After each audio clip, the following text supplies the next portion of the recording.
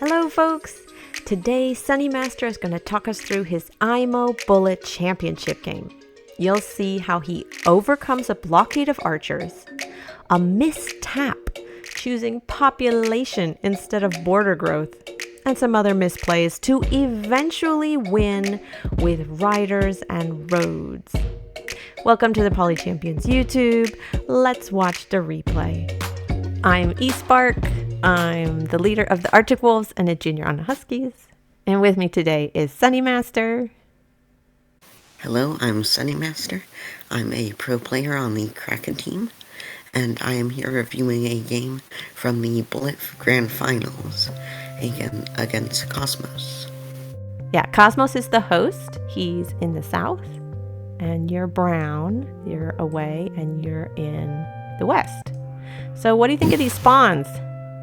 So they both look pretty good. We have 2 of each resource, which is really nice, since that means we could go either tech path realistically, in terms of org or hunting based on what our other cities look like. And you both get a second warrior, move towards the middle of the map, following the resources. He has a village. He's about to get a second village.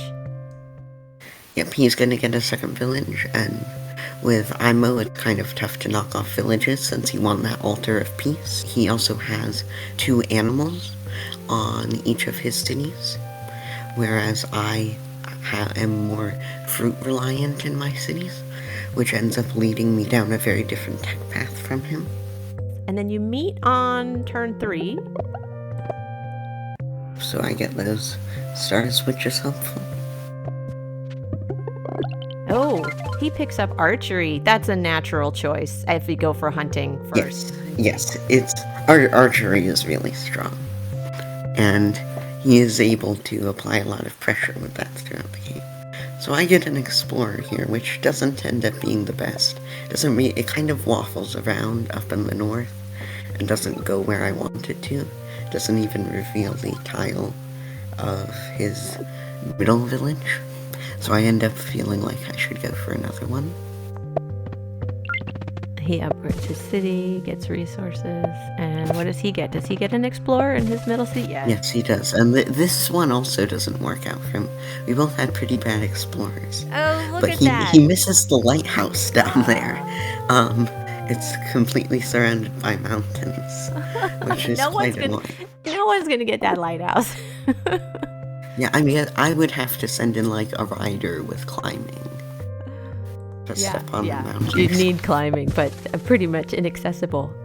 Speaking of riders, I know that he's threatening a siege on CISO next turn, so I feel like I'm very compelled to get riding and get a rider at Pitto, so I can move my swordsman southeast. And then I can unsiege next turn. You get another explorer, and so I get an explorer. Yeah, the same problem. It again goes back into that same corner. But now I actually know what his cities look like, which is the main thing for me. My vision is actually really great here. Obviously, my Inco suffers because of that.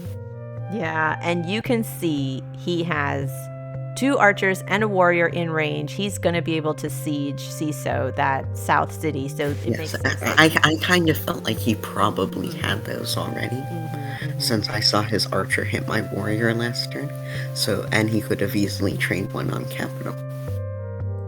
And sure enough, there it is.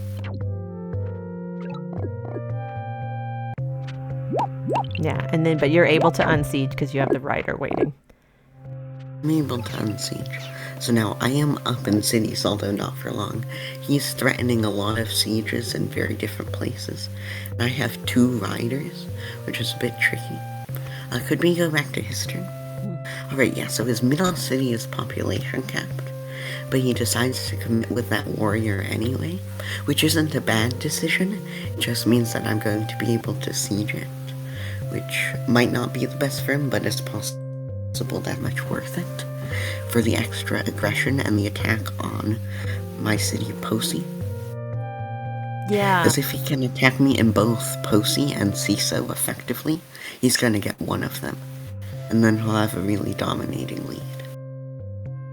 You siege his middle city. Yeah. But the thing is instead of him going aggressive to attack you, right? He moved away. Yes, so then he kind of defeats the purpose of even getting sieged there. Like the thing that he was gaining from that sacrifice. When he moves, so he retreats his warriors and he gets that village. However, with Rider Roads, they can really peck away at archers in the mid-game. If you can get up enough riders, like they can just go hit the archers and then run away out of the archers' range, which can be really brutal for them. And he's also sort of setting up a blockade around CISO. He's making it so I can't really train any units, as they're just gonna get killed. Yeah. So now, despite that, I continue training units, which might not be the best idea, because sometimes you want to train units just to stall out his units. But I don't think there was a major threat of him actually coming in to siege with the archers, because I could just knock them off with the riders. Training those warriors ends up feeding him like 2 veterans. Yeah. And it's costing me those 2 stars per turn. Everything you make dies to his archers, right? Yes. Yeah, okay. And then he gets an explorer there, which I think is really sketchy, since it has a good chance of going back, which it does. And that vision is something he could easily get by just sending units over there. And it doesn't actually reveal much of my territory. And it's also going to be hard for him to get all the lighthouses. So I do somewhat disagree with that play. Yeah, getting that explorer was not helpful for him. But it does reveal a ruin to him, which ends up being pretty helpful. Oh, you get a population ruin. Yes, so now this is really, really nice for me.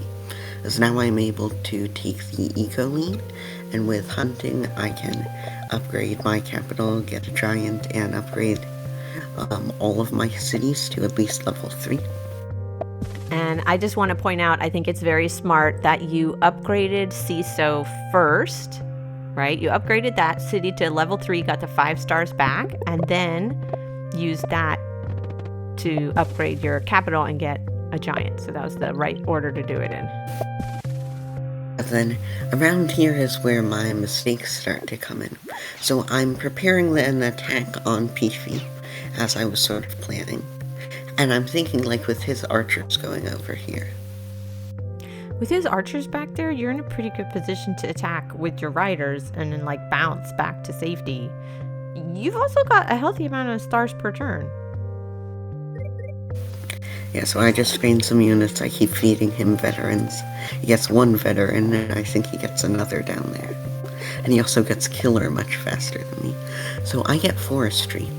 And now, in my head, I was like, I'm going to border growth Posey over there. Oh, yeah, look at all of those. There's a lot of resources around Posey, but you picked population instead. Yeah, that happens to me occasionally, where it's just very natural for me to pick population. So, especially under time pressure, I'll just like go, and I'll autopilot pick population. But I swear I was trying to do border growth there. So it was just a mistake. I mean, like, getting a giant there is certainly reasonable, since it might help an attack come faster.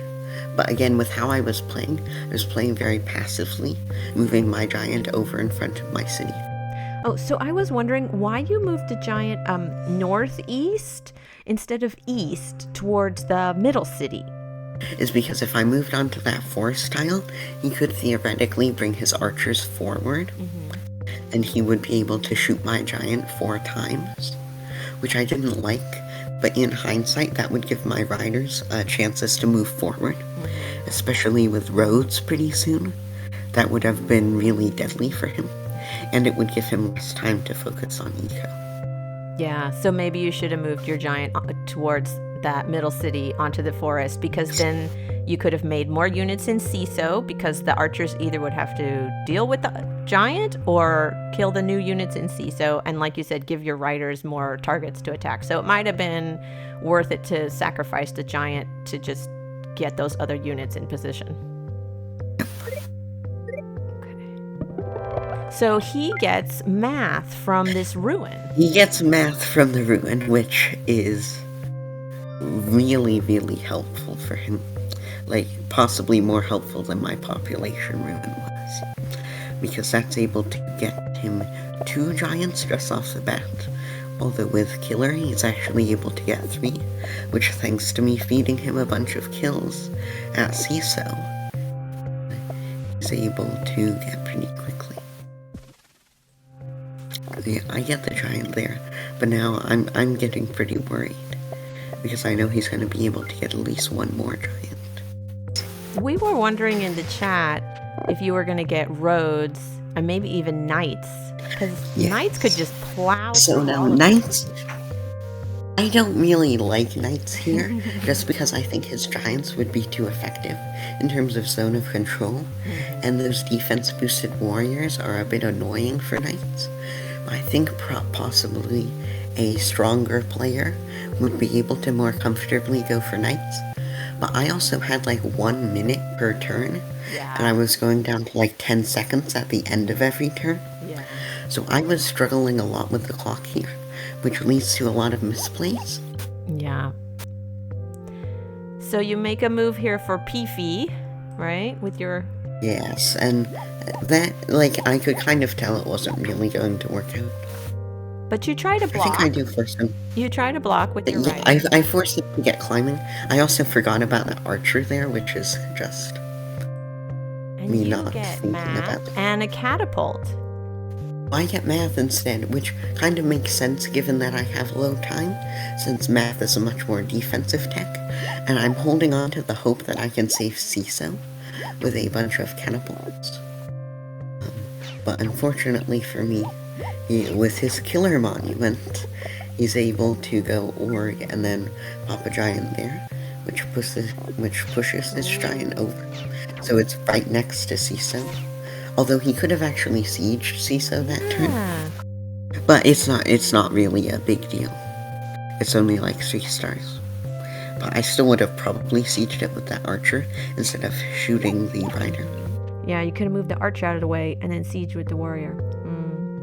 And then you re-siege Peefy. Yeah, I keep sieging him over there. But right now I realize like my giants are just too passive. I'm gonna lose CISO. I have to go in for an attack. So I prepare to go in for Nisopi. But obviously with all those archers and the 2 giants, he's actually able to defend Nisopi pretty well. But in defending Nisopi, he makes a bit of a mistake. And we'll see that shortly. So I get another catapult there. Oh, he sieges you in CISO with the giant. He sieges CISO. So then he moves the giant back that way, which is, I think, a pretty big mistake.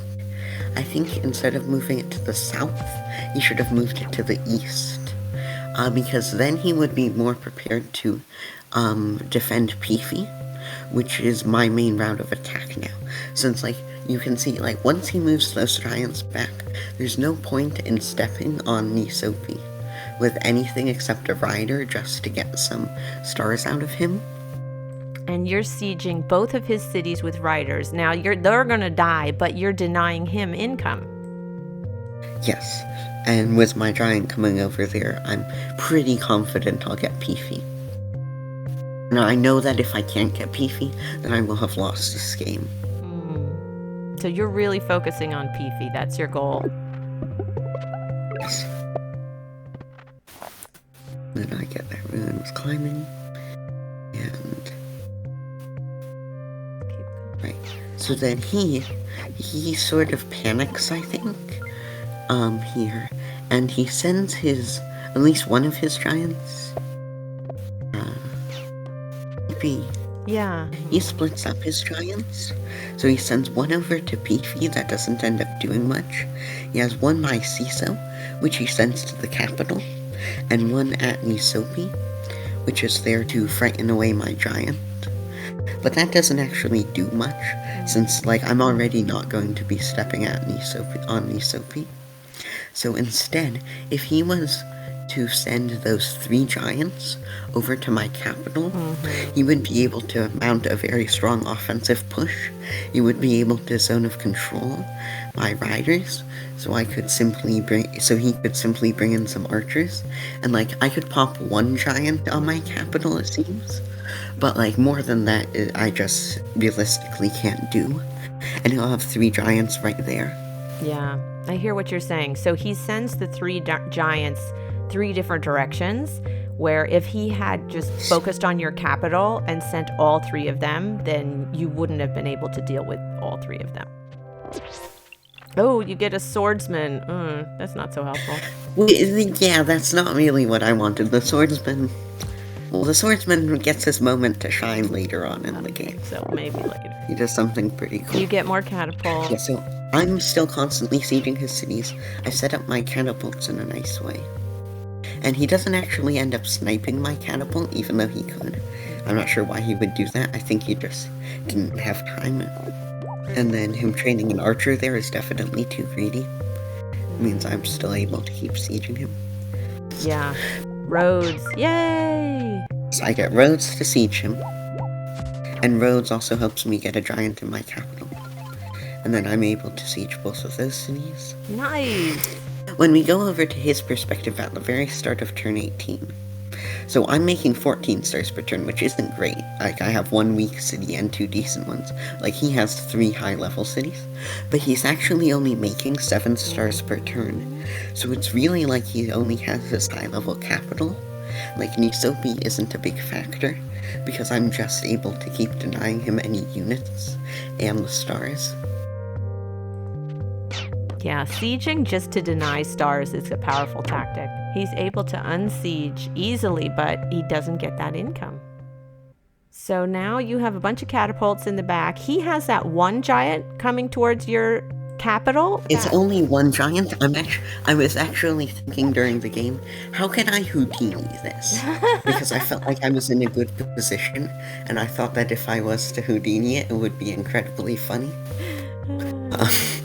But I didn't have enough units. So here you're sieging him again. 2 riders, stealing that income.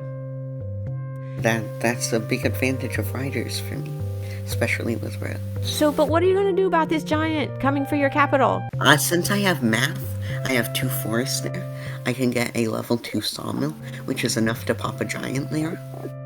Oh, you can pop your own giant. I'll just whack his stuff with a bunch of...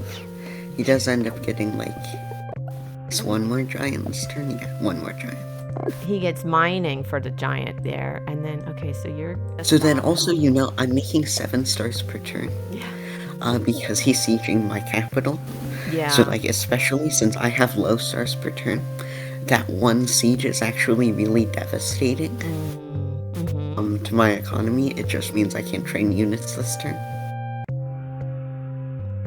I actually could have placed my Gate of Power, but I didn't feel like I had time. I realized that I could when I had like 3 seconds. But yeah, so that means I'm not able to siege him. But he's not really able to take advantage of it. I have him locked down. So now he's sending 2 giants up there, but one of them is basically dead. Yeah. Because my giant's just gonna kill it. Yeah. And you have a lot of catapults in position. I don't see how he can break through. Yeah, he's going to struggle. He would need to get something like knights, which he's just not making the stars to afford. Especially with constantly, like, he has to have enough units to unsiege the city. He just can't compete with the riders' sieging potential. And again, my catapults are more advanced while his are defensive. Like, you always want your catapults to be as far up as you possibly can, and getting the catapults there is a really big deal, because now, like, his catapults are kind of locked out from advancing. He's sieging you again, but you have 2 catapults in range, and a swordsman, and a giant. You'll be able to unsiege, right? Yeah. Okay. I easily unsiege. So he's just playing defensive here. Every time you siege him, he's able to unsiege, but he can't get a foothold. Yep. And then this turn, I feel comfortable enough. I train 2 riders in the capital, and he doesn't move around his units. I do play too risky with that catapult. Him not doing something else with the catapult actually leads to this really satisfying turn. Yeah, look at that. I'm able to siege all 3 of his cities at once, and the veteran swordsman gets to do something useful, and then I get a veteran rider right in the middle of his territory. Dang. Yeah, really interesting. There was, during this broadcast, during the beginning, we thought Cosmo was going to win. We were like, oh, he's in a dominant position, but then you were able to turn it around.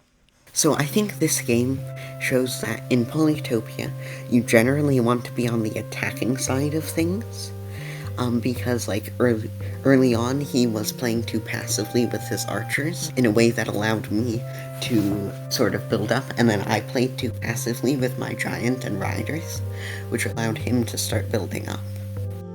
But then in the end I was able to get catapults quicker. I was able to use them offensively in a way to lock down his front cities, while he had to use them passively. And then I would be able to keep sieging him with riders. Okay, thank you so much for talking me through it. Alright, thank you. Thanks for watching. Please like and subscribe. To support our channel directly and get early access to videos, become a channel member. Join our Discord. Come play Polytopia with us. A link to the Discord server is in the description. Take care. See you on the next one.